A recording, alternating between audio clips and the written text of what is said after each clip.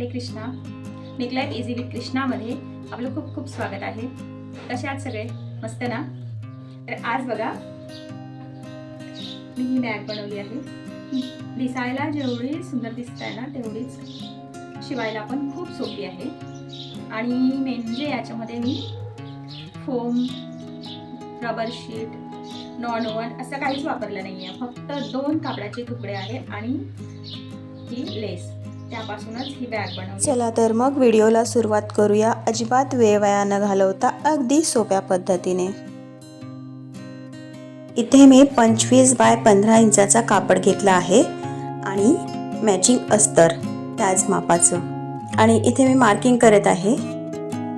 3 इंचावर एक मार्किंग केलं आहे आणि 4 इंचावर एक मार्किंग केलं आहे आणि सरळ लाईन आखून घ्यायची आहे. ते का केलं आहे ते मी व्हिडिओमध्ये समोर सांगणारच आहे. इथे आपण दोन्ही बाजूंनी मार्किंग करून घेऊया आणि आता मशीनवर जाऊया. आपल्याला सुलट करण्यासाठी 4 ते 5 इंच सोडून बाकी 4ही बाजूंनी अस्तर जोडून घ्यायचे आहे. जिथे आपण मार्किंग केलं होतं तिथून आपल्याला शिलाई करायची नाही आहे. शिवताना मशीन फूट उचलून पुढे शिलाई करायची आहे. हीच पद्धत 4ही बाजूंनी शिलाई करताना आपल्याला फॉलो करायची आहे.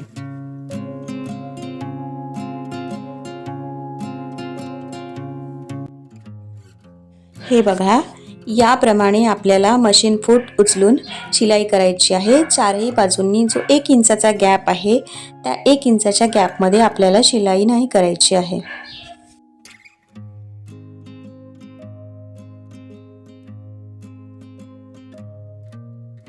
आता आपल्याला कापड सुलट करून घ्यायचं आहे आणि सुलट करण्यासाठी आपण 4 ते 5 इंच शिलाई सोडून दिली होती तिथे पूर्ण आपल्याला शिलाई करून घ्यायची आहे. आणि कापड सुलट करताना कॉर्नरवर कट लावून घ्यायला विसरायचं नाही आहे, कारण कट लावल्याशिवाय आपला कापड व्यवस्थित फोल्ड होणार नाही.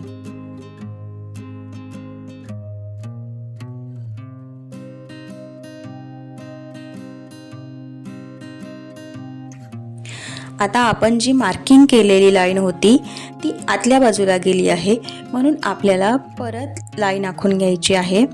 लाईन आखून झाल्यानंतर त्या लाईनवरूनच आपल्याला शिलाई करून घ्यायची आहे. शिलाई करून झाल्यानंतर आता दाखवल्याप्रमाणे फोल्ड करून घ्यायचं आहे. व्यवस्थित काठ कोपरे एकमेकांना जोडून पिना लावून घ्यायच्या आहे.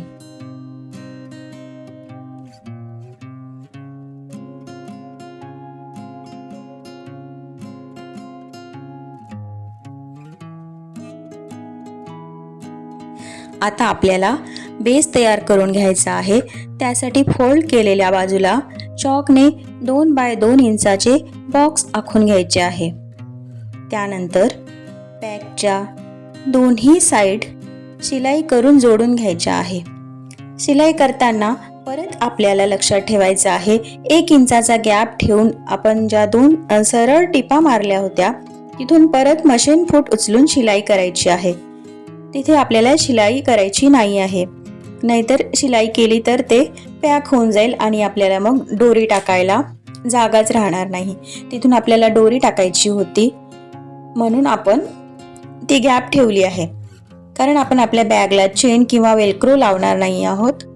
ही आपली ड्रॉ स्ट्रिंग बॅग आहे. शिलाई झाल्यानंतर आपण जो बॉक्स कट केला होता तिथे पण शिलाई करून घ्यायची आहे आणि एक पायपिंग पट्टी घेऊन फिनिशिंग करायची आहे, म्हणजे आतून पण बॅग छान फिनिशिंग मध्ये तयार होईल.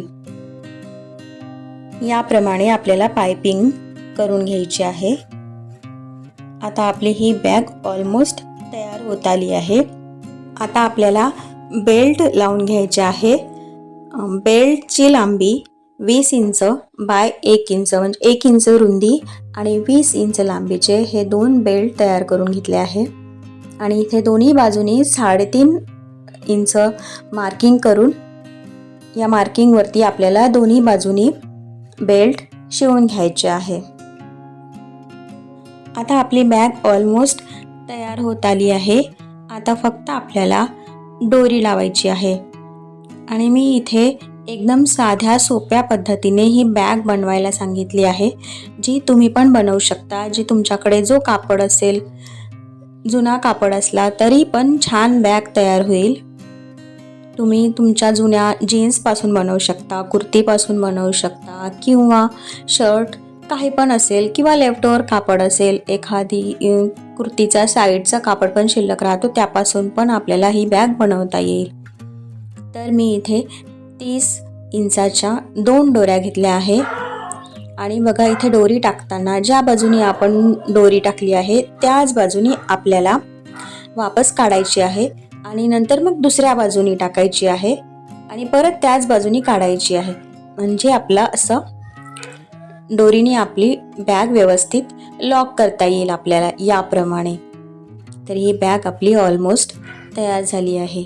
मी इथे एक छोटी बटन पण लावली आहे, टच बटन. टच बटन लावणं एकदम ऑप्शनल आहे, लावायची गरज पण नव्हती पण मी लावली आहे. तर तुम्हाला नसेल लावायची तरी पण चालेल. आणि ही बॅग आपली इथे तयार झाली आहे. खूप साध्या सोप्या पद्धतीने मी बॅग बनवायला सांगितली आहे. व्हिडिओ आवडला असेल तर प्लीज लाईक, शेअर आणि सबस्क्राईब करा आणि तुमच्या ज्या मैत्रिणी असतील ज्यांना शिलाईची आवड आहे त्यांच्यासोबत शेअर करा. हरे कृष्णा. भेटूया नेक्स्ट व्हिडिओमध्ये.